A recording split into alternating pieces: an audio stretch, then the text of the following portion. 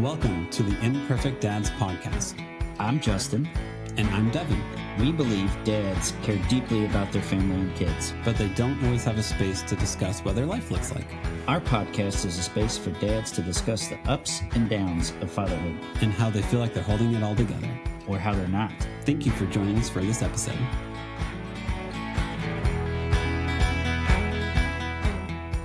On this episode, we have on Barnabas Piper. Barnabas is an assistant pastor at Immanuel Church in Nashville.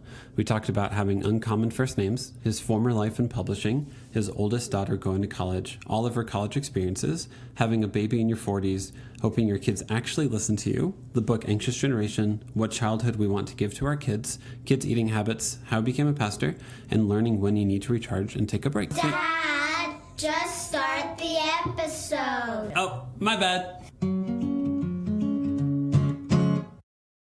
I have the kickoff question for this one, Justin. Go for it. Okay, so Barnabas, I have a business proposal for you. Okay, so your name is Barnabas.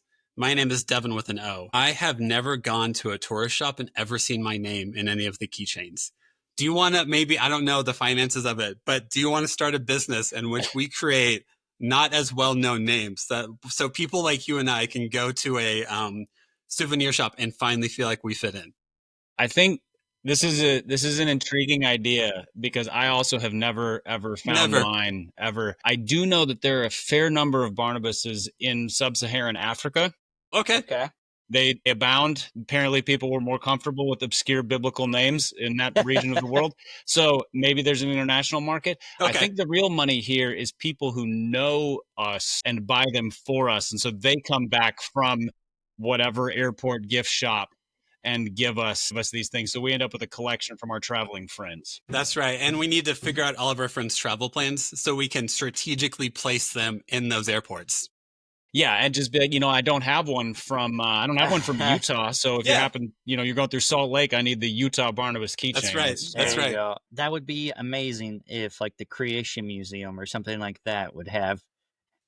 Justin, that's where it would be at. That's that park in Kentucky. Yeah. You need the Noah's Ark Devin with an O keychain. Yes, that's right. You can have what? Or fridge magnet. I'll take fridge magnets. That's right. Yeah, there you go. Yeah, Justin, the Creation Museum, they've got to have all the Ezras and Nehemiahs. They've got to have all those guys. You would think all of them. Do you go by Barney, or do you go by any nicknames or anything like that? People try any number of them. One of the downsides to an obscure name is there's not sort of a standard nickname. Maybe it's an upside, but there's not a standard nickname. And so most of the time, if it gets shortened, it's just the first initial. It's just B. Okay. And I will respond to that. All the other ones feel slightly pejorative, frankly. So, Barney's not a name that just resounds with man, I feel respected by that name. So there aren't, I'm trying to think in media, characters that are named Barney. You got Barney in The Simpsons, who's a drunk. You've got Barney, a big dinosaur, and Barney Rubble, who doesn't have much of a personality. Barney from How I Met Your Mother. Oh, yeah. Again, even though not the best. Again, not the best. He's the most pulled together, if you will, but again, maybe not admirable, maybe not what most of us are aspiring to in life at this point. Much. So, it doesn't have a resounding man, we should feel really good about that. Yeah. Yes. Yeah, that's fair. I mean, I guess you could shorten my nickname to Devo, which is an obscure 80s, 70s band reference. Yeah. So Devo. Just whip it. Yeah, you would be a cult classic immediately. That's right. And that's what I'm hoping for. My legacy is how do I become a cult classic? Say this, though, with the rise in alternate spellings of traditional names, we are all dads, which means we all have kids. I imagine most of our kids have peers and their name is something like Kinsley. Yes. No offense to any of the Kinsleys out there, but it's like an EIGH. There's a random Y or an X in there, and so there's going to be a whole generation of kids who can't find their version of their on anything. We might just be sort of the early adopters on this. I'm just saying there's a possibility here. Okay.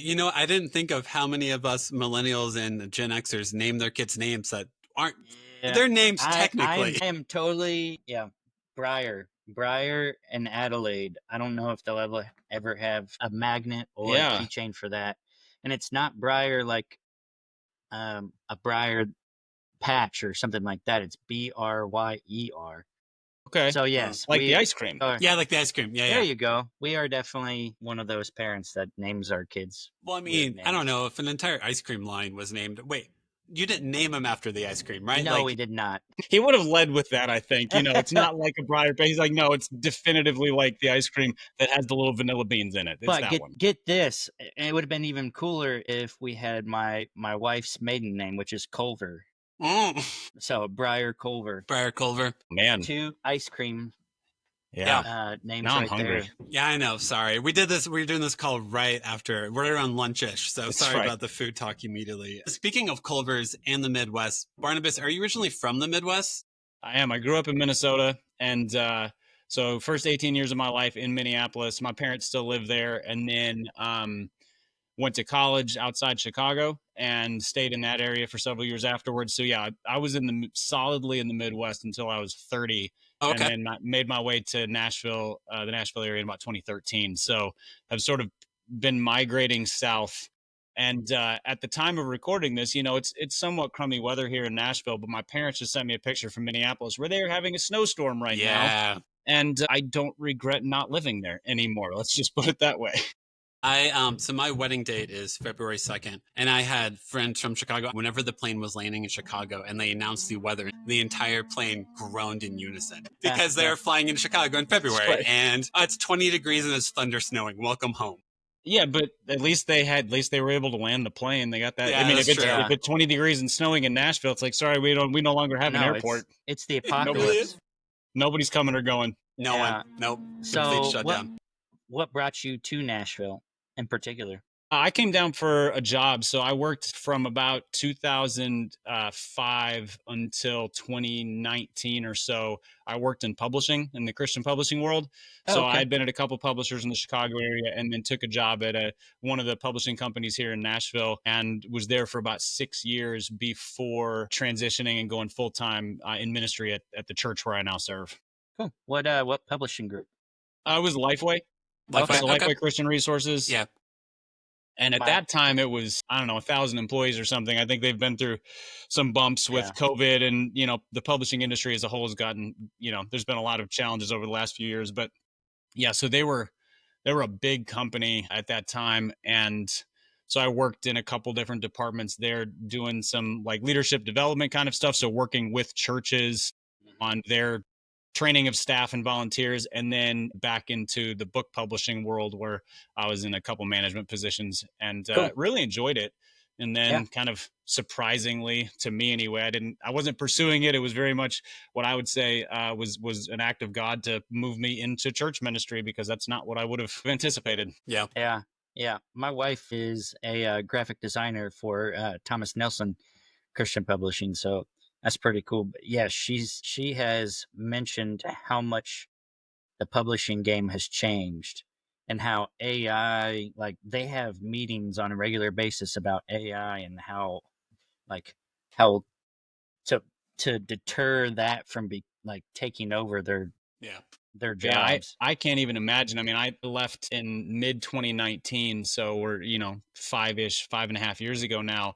And the amount of technological change in that time is wild. I mean, there was no Chat GPT, and like Chat GPT is old school at this point. That's like the OG. Right? Like there's, I don't know, I don't even know what the layers are beyond that. But yeah, in terms of everything from writing to design to every aspect of it, figuring out what is the appropriate place of it, what is plagiarism, all that stuff. So I imagine that'd be a mess. I don't envy that. Yeah. I'll be so intrigued. So I have 3 kids. I have a 9-year-old, 7-year-old, and 3-year-old, and they haven't gotten to the point in school yet where, they have to write papers, but I'm kind of terrified because they will be smart enough to understand AI and how, I'll be intrigued to see what schools do to be like, hey, you clearly wrote this with AI. I'm flunking you. Or so I don't know how you put precautions against that. I propose that schools go back to, and hang with me here, teaching cursive. Okay. And requiring everything to be written by hand. Ooh, okay. Because AI can't do that, as far as I know. Not yet. I was going to say, cars are driving themselves now, so maybe papers will write themselves. Yes. Yeah, I mean, it's interesting because my oldest daughter is a freshman in college, and then I have a sophomore in high school, and then we have a 9-month-old. Bit of a bit of a gap there.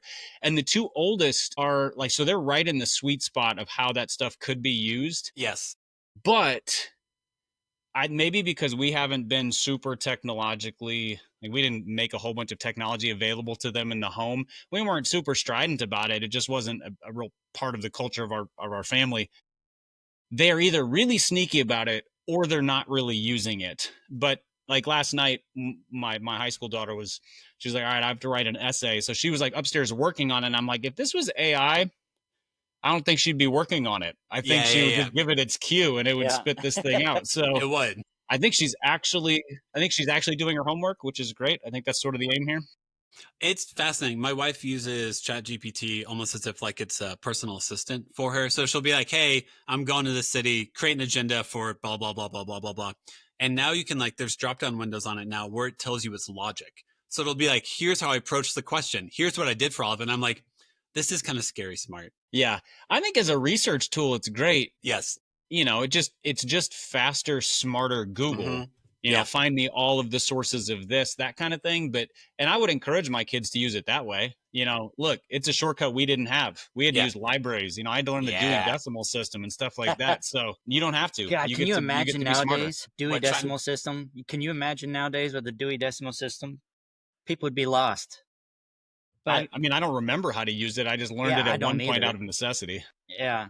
Yeah. But one thing that my wife is very cautious about is the plagiarism with like the graphic design and everything like that. Yeah, of course. Yeah. So you said you have two kids, one that are definitely older. How's it feel to get back into newborn world after so much time of not? It's a lot like riding a bike in that you don't forget how to do it, but you do forget how tiring it is. Yeah. You're like, boy, this hurts. I didn't know. Yeah, boy. I'm not tipping over, but this is not comfortable at all. So my first two daughters, my oldest two, are from my first marriage and got divorced several years ago and then remarried in 2020. And so our 9-month-old son is the first child with this marriage. And it's been really, really sweet to see how the older sisters, you know, especially with that 15-year age gap, 15 plus year age gap, have attached themselves to my youngest son. But yeah, it's I would say it's way less stressful than it was when my daughters were infants, because I was 22 and 25 when they were born respectively. And as we can attest, we don't know what we're doing at 22 and 25. I'm not sure I know what I'm doing now, but I've done enough things to know some stuff not to do, and also some stuff that's not a big deal. Yep. And so it's a lot of fun. I mean, there's a different level of like, I just recover slower in every physical way now, but I'm just able to enjoy it a lot more because the things that I might have been anxious about, you know, with the first two, don't phase me anymore, which has opened me up to just a lot more enjoyment. And it kind of makes me feel bad because I'm like, I think I missed out on how fun my daughters were when they were little. Yeah. Because I just didn't have the kind of wherewithal to be like, this is hilarious. This is so much fun. These are amazing little creatures. And I was probably freaking out a lot. Yeah, of course. And the anxiety is through the roof, especially on your first one. But Barnabas, how old are you? I'm coming up on 42. 42. Okay. Yeah, I've met another dad over the weekend that is 45 and has I think just a 1-year-old, and we were talking about how we've noticed more and more dads that are older in their 40s having kids lately, and I just thought that was really cool. I have at least two friends at church who are both within about 6-8 months of me in age who had their first at about the age of 40. So our kids are within about a year of each other. And so, yeah, we're sort of the old, tired dads of infants club. Yes. I think there is, I mean, a lot of that, I think, is just because people are getting married later on average now. So families start later. Yeah. You know, there's divorces and remarriages. There's a lot of circumstances. But I think there's probably some merit in having infants older because you've just learned how to navigate stresses, just any kind of stress. You've also learned how to like push through when you're tired because you've had to be a responsible adult. I mean, at least I hope you have. Hopefully. And so there's just somebody asked me like, are you just exhausted? I'm like, yeah, but I think I've been exhausted for 20 years. So this doesn't feel particularly new. I mean, you get tired and you do the things that need doing. And, you can't let it derail life. Yeah. No, that's also a fun thing to try to teach your kids because, you're like, okay, cool. I know you don't want to do this. Here's the reality, but still needs to get done. So how do you find that within yourself? Yeah. Well, and that's my oldest daughter because she's a freshman in college right now. So we, and I would say that transition has been far more challenging for me as a dad than bringing an infant into the world because infants are tiring, but largely simple. Their needs are simple and they don't go anywhere. So you know where to find them. If they're crying, there's a shortened list of things that usually need to be done. So not easy, but simple. Yes. A 19-year-old learning how to be an independent adult, there's zero simplicity in that. No. And I've never done this before. Imagine. Yeah. And so there's this, like the push and pull of when do I speak into these things? When do I give her space to make her own decisions? She knows what I think about certain things. So I don't want to harp on them and be a nagging dad, but also it's really hard to let some things go. And I'm like, I don't think I'd spend my money that way or whatever. And so that has been far more like gray hair creating than a baby. Babies largely makes me laugh. Like he's largely a source of joy at this point. Yes. Not to say my oldest daughter isn't, but her circumstances are so much more complex. Yeah. Well, I mean, it's like what's in your repertoire of problem solving techniques. And like with a baby, it's like, cool, you're either hungry, tired, or you need to have your diaper changed. Cool, I can figure all those out. Whenever your 19-year-old daughter is like, how do I be financially responsible with something? And you're like, wait, no, I'm somewhat financially responsible. I can speak into this. I'm okay, right? Here we go. Then there's the question of, will they listen? Yes. Because this is, I mean, y'all don't know me for longer than the amount of time we've talked here, but like when I was 19, I didn't take advice from anybody. Turns out kids often take after their parents. Who knew? And so there's a certain amount of some kids learn things by experience and some kids learn things by taking advice. My kids, well, at least the oldest one, seems to be more of an experienced person, which means you say things and you hope that sooner rather than later, they'll come back around and go, yes, that's why you told me that. Yep. But time will tell if we get there. Right now, it's a lot of, she's like, I don't really want to hear it. I'm going to try things my way. And it's like, oh, okay. I'm going to try to let you be an independent person. This is not easy. And sometimes that is the best way to be. Just let them figure it out, go through the experience and experience that failure. And then they will learn. That's how I was when I was a kid as well. And probably the same with you, Barnabas. Whatever my dad or my mom told me, I basically did the opposite. Or I just threw it out the window and I did it all on my own.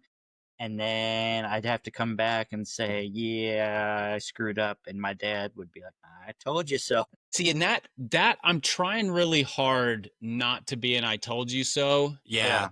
Because my sense is, and again, we'll see if this is right, that too many I told you so's means she's not ever going to come back and say, kind of want more advice. So I have to be able to just kind of nod and be like, I'm glad you learned that thing. And then in my head be like, I told you this 1,000 times, So have the internal I told you so's and externally try to be a little bit more absorbent of whatever's going on there. Well, I've never said the phrase "I told you so" without the intent or sounding like the intent of I'm rubbing someone's nose in. Yes. So I'm trying to deny my own ego in those moments, but turns out I have an ego, so that sucks. There you go. Yeah, I know. Yeah, these are things we don't just you don't just grow out of at a certain point where you're like, I've reached 30, I no longer have an ego. You're like, no, now I just have a smarter ego. Yep, exactly. Yeah. Now I know how to hide it and utilize it better, and that's not going to turn out well sometimes. Does your daughter go to college in Nashville? She's up in Kentucky, so she's not super far away, but it's not like right around the corner. But it's close enough that when first semester was bumpy, she could be home fairly often, which sounds like it's great, except that I really wanted her to be there. At one point, we had the conversation where I was like, "Hun, you haven't even given me a chance to miss you yet. Like you were here as often as you were in high school. It's like I wouldn't really see her during the week, and then you pop in on the weekends." And so she's settling in. It is such a massive transition. And the other thing that I just, I went to college in the early 2000s and I just didn't account for the change in sort of generational culture. So I anticipated that she would go to college and friendships would just sort of be available. People are everywhere. It's a whole bunch of new people. Everyone's kind of, turns out that a generation largely raised on cell phones and digital interaction doesn't do that at all when they get to college. So like, I went to her. I've been to her dorm a couple times for, for parents weekend and helping her move in. And it's a ghost town. Weird. Nobody is around. Yeah. Like, this is Wow. weird. When I was in college, the dorm was like, at least at certain times of day and stuff, there was just like a hum of activity and people are popping into each other's rooms. And so I think the relational challenges for people transitioning to college or just transitioning to independence now are massively different than like they would have been for me 15, 20 years ago. Yeah. Is the college that she goes to a big university, or is it kind of a smaller one? Yeah, she's it's a good sized university. She's at Western Kentucky University. Okay. So it's, I don't know, Nice. 15, 20,000 people. So it's Yeah. not massive, but it's a good sized school. Yeah.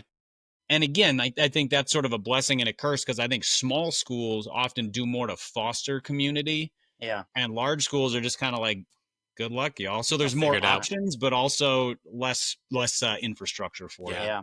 Yeah. My sister-in-law is going to Western next year. Mhm. She's doing community classes right now, but I can totally attest to, basically, when she hangs out with them through the phone. It seems like she's always texting them, just talking to them through the phone. And I would always, as a kid, like either ride my bike over or drive over to my friend's house and actually want to hang out with them, even if we were just sitting there watching TV or listening to right. music. Yeah.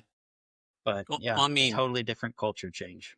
I still remember, like, yeah, my freshman dorm, whenever it was like a 3-day weekend, like that's where all the stupidity and all the memories came from.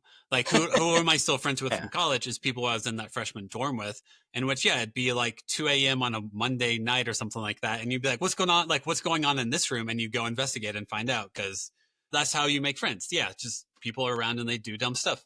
Yeah, and I remember, like if your floor was dead, you just go, you go up or down a floor and be like, well, this floor is dead. I wonder what they're doing the floor down. And you go down there and all of a sudden you hear like Call of Duty being played in that room or Madden being played in this room or a movie in that room. And so you just kind of pop in. Yeah. And even if you didn't really know the people, you just be like, hey, can I watch the movie? And like, they would just sort of be like, sure, grab a seat. Yeah. And it just, you sort of had that glue. And I think there's very little of that sort of, I mean, call it social risk taking, call it whatever it is, but just this sort of like the accidental interactions that lead to friendships. I mean, some of my best friends from college are people who I just like, we sat at a table together during the first couple weeks of freshman year and discovered that we had some similar interests. And then from that point on, it was like, I guess we do dinner together, and then we play Ultimate Frisbee together. And then, we ended up rooming together and so forth. And I think those opportunities are just like, I was asking her about sort of where are the places on campus where people just sort of gather, dining halls or coffee shops or a commons area. And she's like, there aren't any. And I thought for sure she was just lying to me.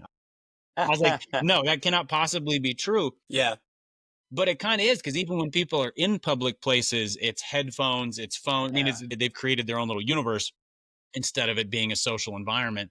And so I'm not saying it's impossible, but I'm like, I think she has a lot steeper hill to climb into friendship and, and community than I had in 2001. I mean, I think Barnabas, Justin and I are kind of the same, where like if we go on a walk, we make eye contact with people we see and we say hi. And that's just like ingrained in who I am as a person. If someone's around, you make eye contact and you smile. And I'm trying to teach that to my kids, and they're still young enough in which they do it. But it is fascinating thing of an entire generation where like eye contact scares them.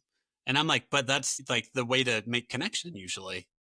Yeah, eye contact scares them. And then there's also like, sort of stranger danger has superseded like stranger politeness, and there's, I want my kids to be safe. I raised 2 daughters. I would like them to be aware of their surroundings and not put themselves in high risk situations, but also like looking somebody in the eye and smiling and saying hi is not an invitation to anything. It's just civility. And so, I think there's also a generation that have basically been raised to be like, if you don't know this person, they're a threat. Yeah. And I'm like, how do you ever meet anybody? Isn't everybody just a threat then? Yep, they are. And short answer is yes. Yes. Yeah. And then you're like, what's our anti-anxiety meds for that generation? Oh, it's super high. I wonder why. Maybe because they've been assessing threats every moment of their day. Yeah. There's a book that I just started, but I've heard I've heard an enormous amount about it. The Anxious Generation Yep. by I was just going Jonathan. to ask you about it. Yeah. Hate or Height. Hype. And, so I'm just barely into it, but already as he's saying, this is where I'm going with this book. Yeah. I'm like, oh, this is just uncomfortably on the nose for the world that we live in. And, I appreciate that he's not hiding anything. He's like, these are the problems. These are the solutions. Like, we need to do this, this, and this for our kids right out of the gates. And, I just look at it and I'm like, yeah, when I look at especially my daughter's peers, their generation, it's just rife with because what did he say? He's like, no smartphones until they're at least like in high school, no social media till they're 16, and a lot of unsupervised play. Yes. Basically, not free range kids, but like go outside and you don't need somebody hovering over you telling you not to climb on the monkey bars or whatever. Yeah. And all of that is stuff that I look at and I'm like, it's gone. If you're a family who raises kids like that, maybe less so than 2 years ago, but you feel like you're sort of the weird family. Yeah. Yeah. Yeah, because he uses the example in the book. I feel like his thesis pretty much is like, we need to be less careful with our kids in physical, but more careful with them on online stuff. Yes. And I think in that book, he also gives the example of like, yeah, when we were kids, parents would be like, hey, go ride your bike down to the playground, have fun. Yeah. And nowadays you run the risk of someone like the police calling you and be like, hey, your kid's down to the playground. Where are you? Like that's culturally we've shifted to a child's here by themselves. Yeah. What's wrong here? I was laughing with some friends recently about kind of how we were raised. So, I was born in 1983, so child of the 80s, mostly the 90s. That's sort of my, like when I gained independence. But yeah, like my mom raised 4 boys, and then I have a little sister she's 12 years younger than me. She was adopted. So she had a slightly different upbringing than me because it was pseudo only child. Yeah. And my mom's way of keeping a relatively tidy house and relative order with 4 boys was basically go outside where I can't see you. And I don't mean that, I don't mean this as a negative. I mean, she has told me this. She's like, yeah, I would send it was basically don't come inside unless you're bleeding or have to use the bathroom. And even that, if you're boys, there's options outside too. And this is how she kept sanity, because she's like, if I watched you guys, I would freak out because you're like hanging each other by your feet with a rope over a tree branch or something. But it's like, who does that now? Just sends their kids out and is like, come back when the sun goes down, which sounds like a joke, except that most of us who were 80s, 90s kids were like, yeah, that's pretty much it. My parents didn't even know where I went. They just, they were like, well, just be back by dinner or something. Yeah. And Devin, I sent you that post back in January about a mom getting arrested because her 10-year-old son went on a walk and somebody called child services on him.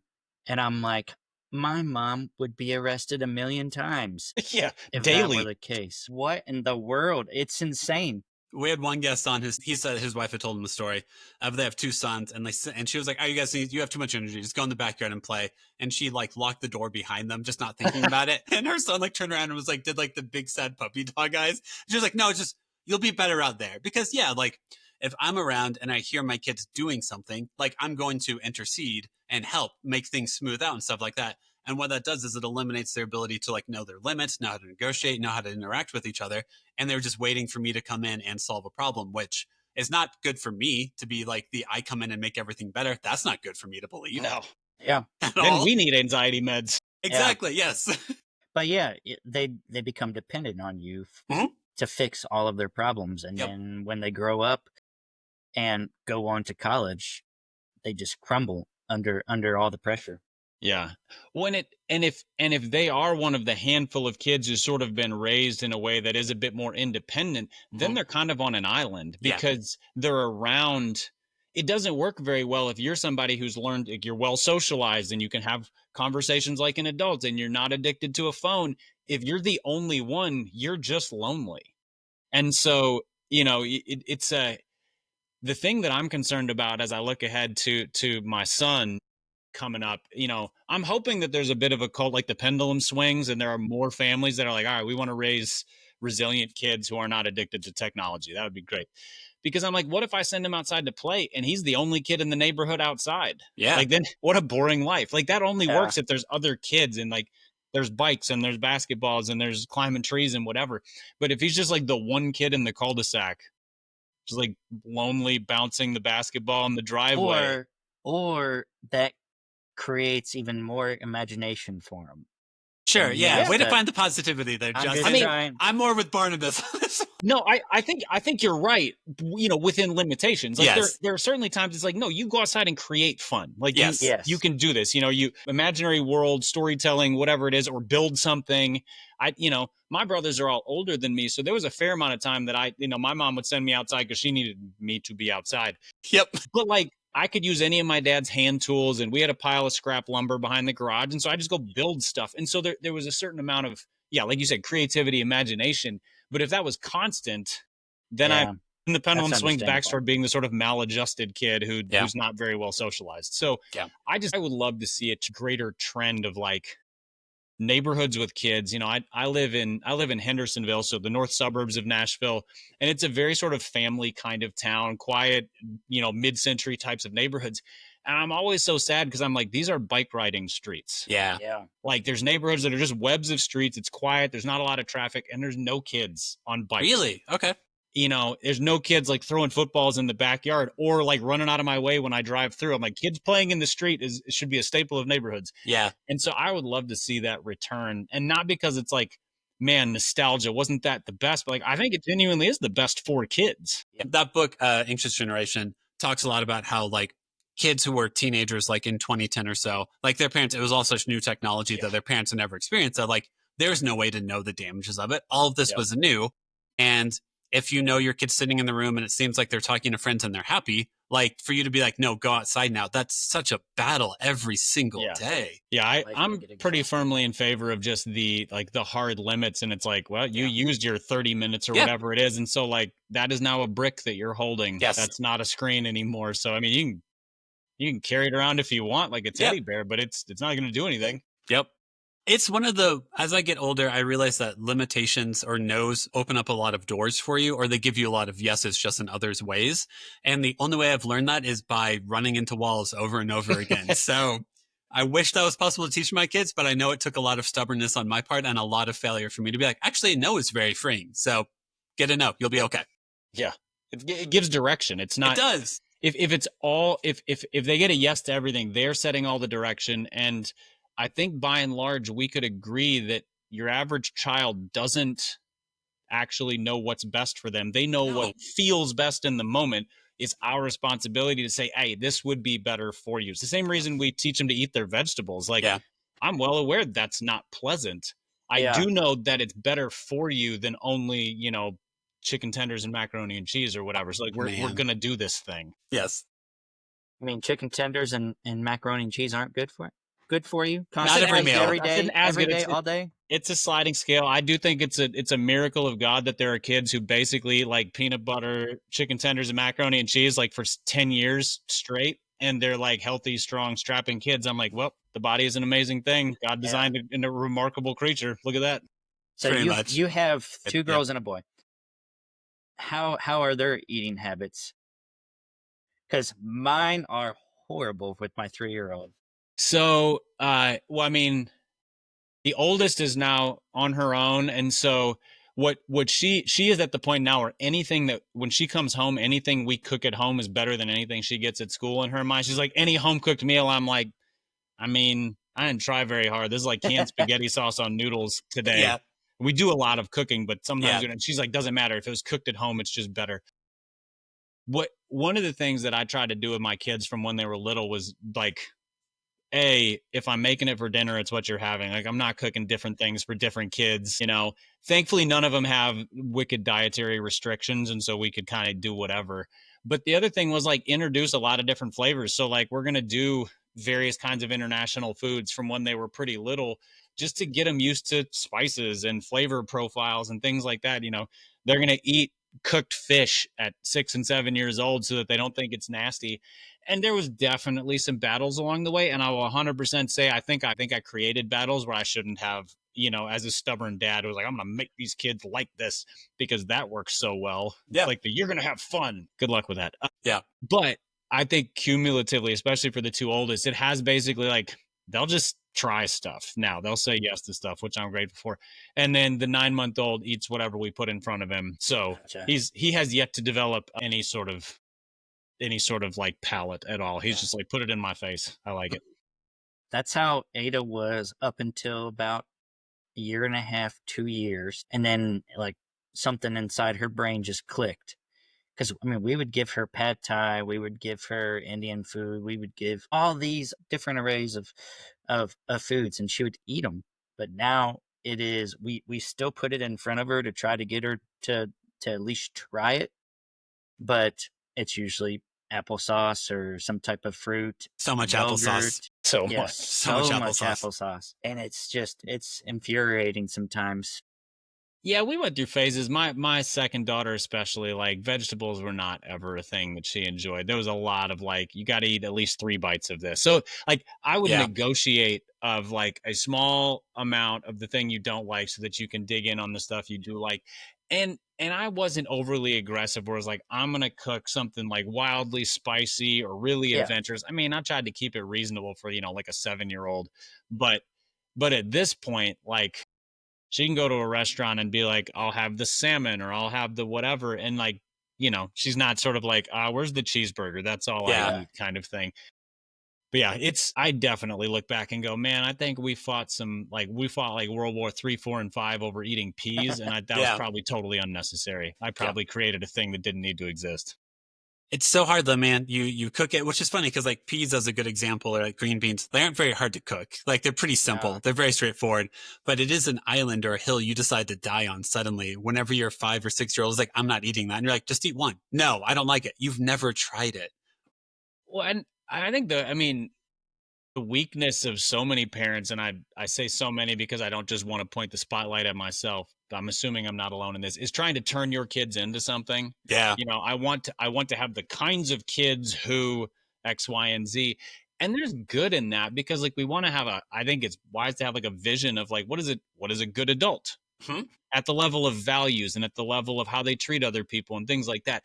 But when you get that down to like, I want the kind of kid who will be an adventurous eater, I'm like, I don't think that's actually a societal value. It's not. I think it's beneficial in a contextual sense, but like, if this child just has a limited, like, all they like is pasta and pizza, like, that'll limit their life to some degree, but that's not a character flaw. Yeah. It's the treating those things like character flaws that I'm like, I think that's where I went wrong. I kind of created a law out of a preference, and that might have been wildly unnecessary.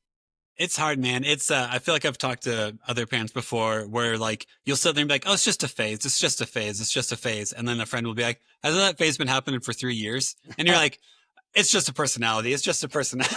You're like, yes, I'm now learning who my kid is. This is going to be them. This is who they are. But when it starts out and your kids are young, you're like, oh, it's just a phase that they'll only eat cheese for the rest of their life. And then you're like, they're 9. You started saying that when they were 4. Okay. They are made out of cheese. I get it. And yet somehow active, vibrant, bright, all that cheese is not limiting their brain or their body as far as I can tell. So I guess it's all right. I just say it's their Midwestern roots just showing up somehow. They live on ranch and cheese, and that's all they know. I mean, ranch is a food group in the Midwest. It is. It is. Have you ever, this is a great sidebar, have you ever seen restaurants where they'll have different styles of ranches and it'll be like a tasting plate of ranch? Yeah. Okay, good. You can get like a flight of ranch. A flight of ranch, yes. Where are you guys eating at? Nowhere that's going to keep us alive for very long. That's right. No, these are going to be like, I don't know, you can get stuff like that. So, you have like Logan's Roadhouse and stuff like that. That's kind of popular all over the South, but like, it's sort of whatever the Midwest version of that kind of restaurant where it's like, or, you'd be like, I'm going to have the Cobb salad. And they're like, what kind of dressing? And you're like, ranch. And then they're like, what kind of ranch? I didn't know there was kinds. Yep. Like, there's peppercorn ranch and there's Southwest ranch and there's standard ranch and then there's extra thick ranch and there's cheesy ranch. Like, you just run it down. It's like the scene from Forrest Gump where Bubba's just listing the shrimp. It's like the montage of shrimp. Yep. It's like that with ranch. It is. This one's zesty. Ooh. That's right. That just means they forgot to refrigerate it yesterday, so it's got that little extra tang. It's got that tang to it. It's got the food poisoning extra to it. It tastes like salmonella. Delicious. Yes. Tell us a little bit about your life as a pastor. I mean, your dad's John Piper, right? Yes. I mean, also, do you only start churches with people named Paul? Was the other question I had. Hey, there it is. Yes. Somebody had to make the joke. Someone had to. Yeah. So growing up as a pastor's kid with a dad who kind of became prominent in the Christian world as I was coming of age, that was definitely a question that was asked of me a lot. So you're gonna be a pastor? And the answer was a definitive no for a long time. Early on, it was sort of adolescent angst. And then for a long time in my life, it was more like a no, I genuinely have zero desire to do that. I didn't think it was the right fit. There was a lot of family circumstances, just in my own home that I was like, I don't think it's a possibility. So it was just layers of things. I was like, that is not in the cards for me. I don't think that's what God wants of my life. I don't think it's what I want of my life, and circumstances aren't allowing it. So no. But working in Christian publishing for most of my adult life up until pastoring, I was very church adjacent. And I enjoyed that because I was working in a context where we could was part of creating resources that then benefited the church, kind of working alongside supporting church ministry. So I had a really high value on church, but not a desire to be on staff. It was a little bit one of those, like, when you see how the sausage is made, you're like, yep, no longer, that's kind of gross. Yep. And there was a little too much behind the scenes awareness of church stuff for a long time. And what made you make the switch? You say what made me make the switch? Yeah. That's a hard question to answer. I mean, it's an easy question to answer, but it's hard to kind of articulate. In around 2018, so I'd been at Lifeway about 5 years at that point, and was doing, like, the company was doing well, I was doing well, worked with a team of people I really liked, doing work that I thought was of value, and just had this realization, I don't think I can do this for 5 more years. I just looked down the road and thought, this isn't it. And it wasn't anger. It wasn't, I hate this company. It wasn't like I got to get out of here kind of escapism, as much as just, I don't see myself taking whatever the next opportunity is. I'd gotten a couple different promotions, and the next kind of tier up would have been kind of a director to VP level. And I looked around and I was like, I don't think I want to do that job. And I thought maybe it's the company. So then I thought about looking elsewhere, because publishing world's kind of small. Mm-hmm. If you succeed at one company, you can get a job at another relatively easily, at least historically. And I looked around and I was like, no, I don't want to work at Thomas Nelson. I don't want to work at Zondervan. I don't want to, leave the state to go work at another publishing company, all of which have historically been really good companies. And in my mind, I just thought, well, the Lord provided this job and it's been really good for me.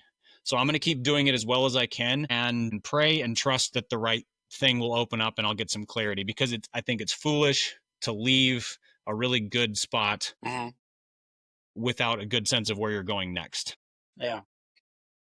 So I had joined Immanuel Church. That's where I now serve, but I just joined as a member about a year prior and had come in there kind of fresh off of having been divorced and in a real kind of a personal, difficult, dark place. And it had been a church that provided a lot of context for healing, restoration, regaining a lot of confidence in what the church ought to be. There are a lot of healthy churches and there are a lot of unhealthy churches. And I just struggled to find a healthy one where I thought, this is it. Like, I can make a home here. And Immanuel was that kind of church for me. And slowly got more involved in different community and some leadership opportunities as they kind of invited me into things. And so while this is going on the work front, where I'm feeling pretty like this isn't going to be long term, I got approached by a couple of the pastors at Immanuel at the time who said, we think you ought to consider pastoral ministry. And one of them was kind of gentle about it. He said, hey, have you ever considered it? And I was like, I mean, in one sense, every day of my life, and in another sense, under no circumstances. And he was just kind of like, all right, well, just kind of putting that out there. And then the lead pastor, he was nearing retirement at that point. He's a guy named Ray Ortland, who founded the church and was a really well-respected pastor, really wise, godly man. He came to me and he was much more firm. He said, I think you need to consider pastoral ministry. And I had such respect for him, and he didn't throw around things like that lightly. So I was like, I think I need to consider it. Yeah. I don't know what that means, but I'm going to do it. So, a period of prayer, reaching out to friends, talk to my dad, the kinds of friends who would very politely tell me just how stupid I was if they thought I was, they're going to tell me the truth. And just down the line, there was either some combination of, oh, I could absolutely see that, to more bold affirmation. Like, one friend was like, oh, it's about time. And I was like, well, why didn't you say anything earlier? He goes, you don't listen. You wouldn't have listened. Yeah. Okay, fair point. That's fair. So then so early 2019 is when I went back to the pastors there and said, okay, I don't really know what this process looks like, but I'm interested. Yeah. So they began the process of helping me prepare for and study for what's called ordination, which is it's basically an theological and pastoral examination within the church to say, you're ready for ministry. And they would only do that if they were ready to then have the congregation vote to call me. So it'd be kind of a sequence of events. During that preparation, they came back around and said, what if you joined staff, not as a pastor, but just to help oversee our small group ministry? So sort of a kind of a staggered on ramp. And I was really eager to do that because, again, I was at a place now where I saw where my trajectory was, which made staying where I was at Lifeway more difficult. Because, again, things were going fine, but I was like, I know where this is going, and sooner is better. How do I get there? And so I jumped at that chance. So mid 2019, I joined staff at Immanuel. And then over the course of several months, finished the ordination process. Then the world shut down because of COVID, so things got delayed a little bit. It was 2020 before I was ordained and then called as a pastor. But that was the sort of sequence of events. But it was very unexpected to me. I was kind of under the assumption for years that I would be in some form of the publishing industry probably the rest of my life, because you spend enough time in something, that's what you do. And so yeah, it was an unexpected but very welcome pivot. Yeah, I've had some friends do that as well, where they were like engineers or something like that. And my brother-in-law told me that he was an engineer and he watched someone's retirement party. And he was like, this guy just did the exact same job that I did for 40 to 50 years. And that is neither good nor bad, but is that what I want? And sometimes you look at the path I've had and you're like, I don't see myself enjoying this path. And it's not because of the job. It's not because of the workplace or anything like that. It's just, you look at it and you're like, if I get to that point, I feel like I'm going to look up and go, I should have made some tweaks along the way. Should have done something a little bit different. Yeah. And obviously being, I saw it as this is the Lord's direction. Like he was there was a slowly closing door over here, and he was giving me this. It wasn't like a slam in my face. It wasn't you're fired or something like that. It was just this is a redirect towards something that I want you in.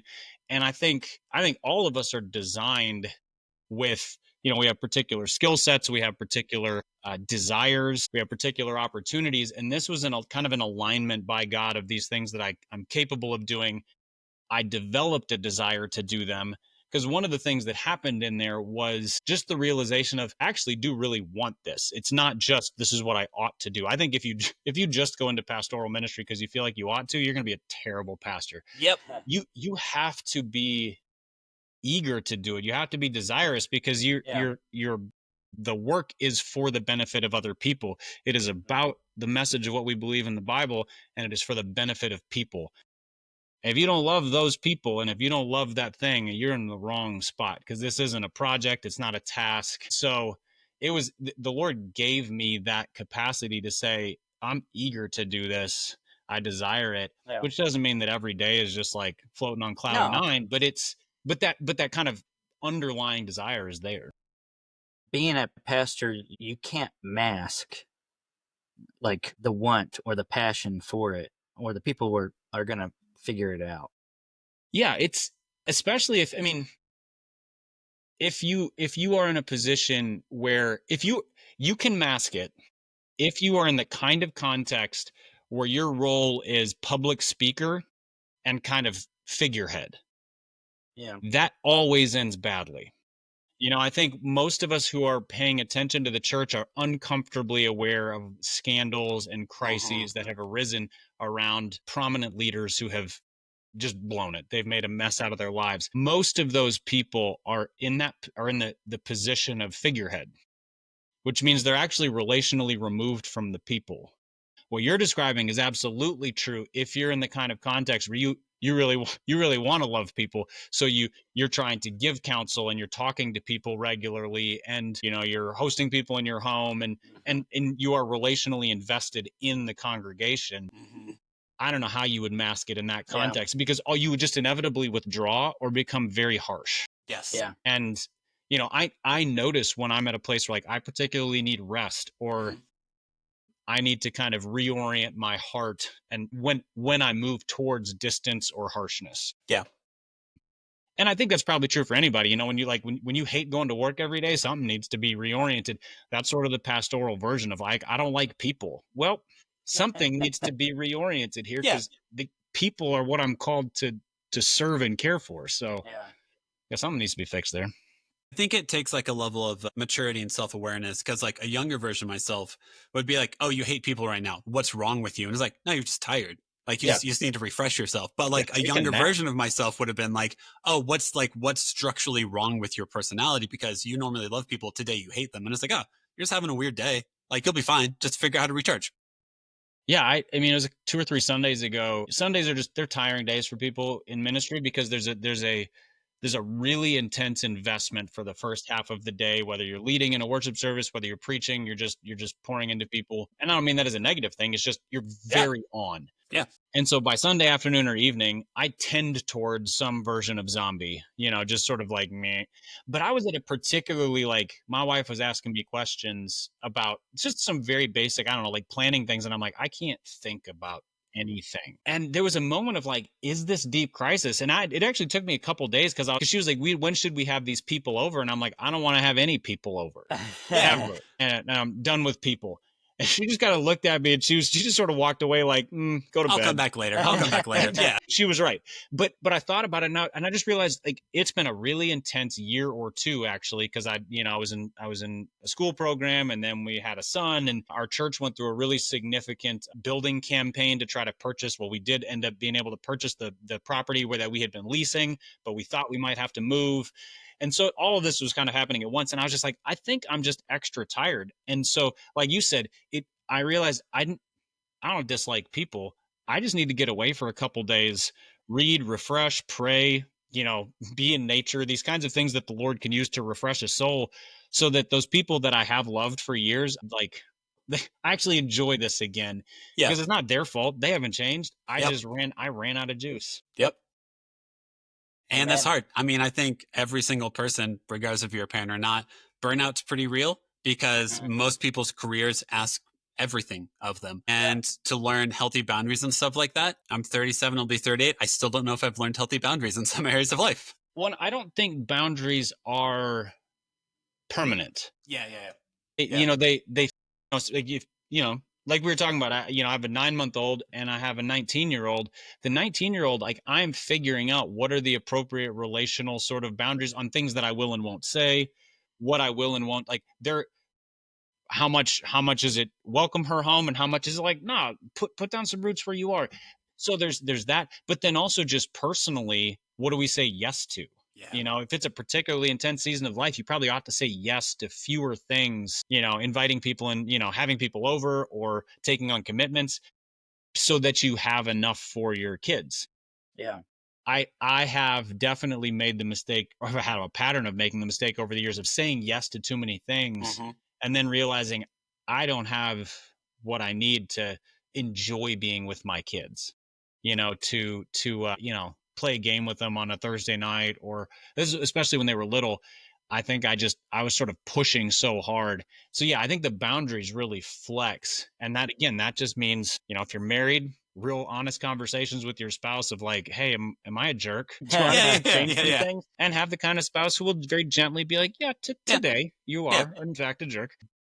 And, but then also be able to talk to them and then be like, it feels like you've been pushing harder. We'd value, you investing a little bit more here, those kinds of things.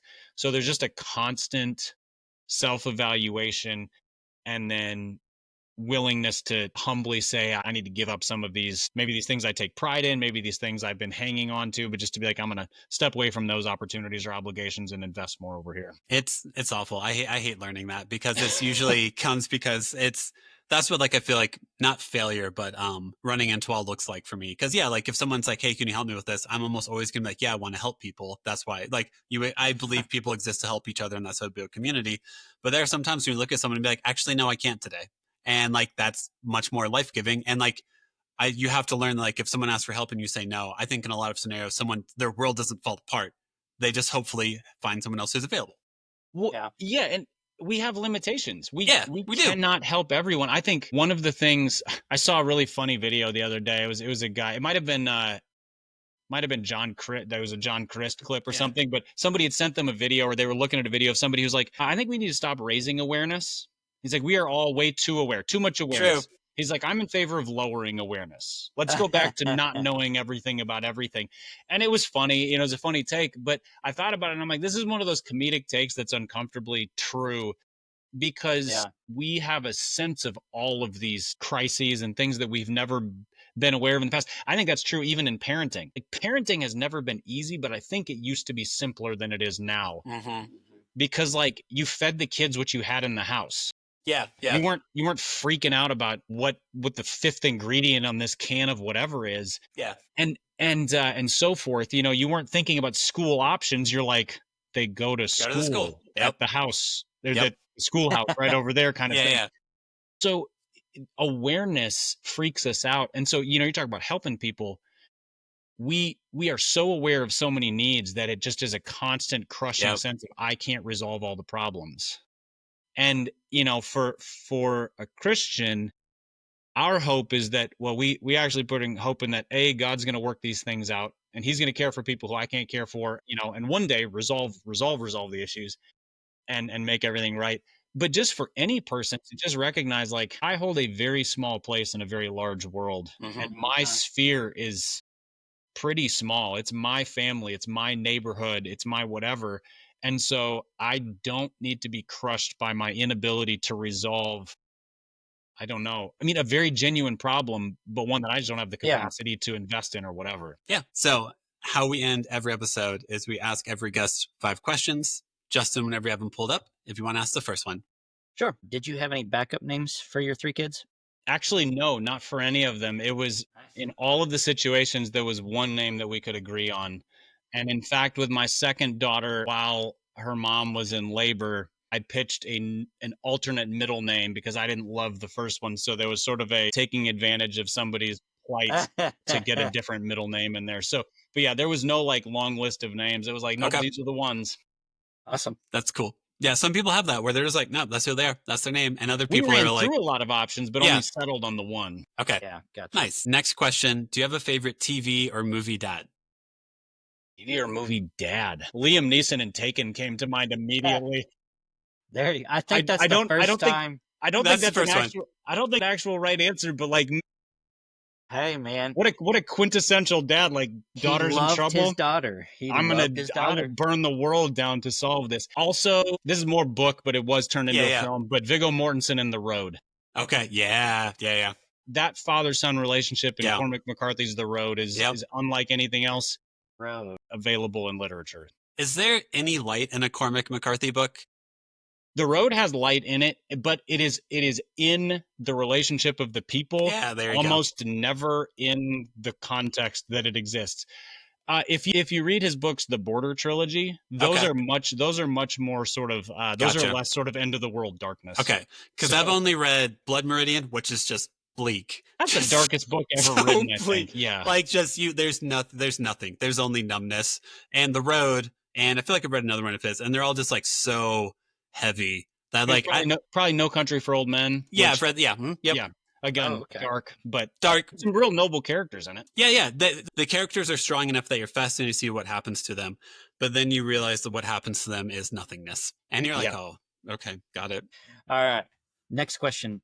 Do you have a go-to replacement curse word? I tend to be very adept at just cursing, but now that there's another small person in my house who I have to protect their ears until they're ready, I need to like dust off my replacements. Let's see. For whatever reason, I don't know if it's from a movie or whatever, but Son of a Monkey's Uncle is one that I throw out there periodically. Like, you stub your toe and you're like, son of a monkey's uncle. And it'd go to that. And I think it was because it made my girls laugh when they were little. Yeah. And it stopped me from being profane in their presence, until they were of age. So yeah, that would be my go-to, I suppose.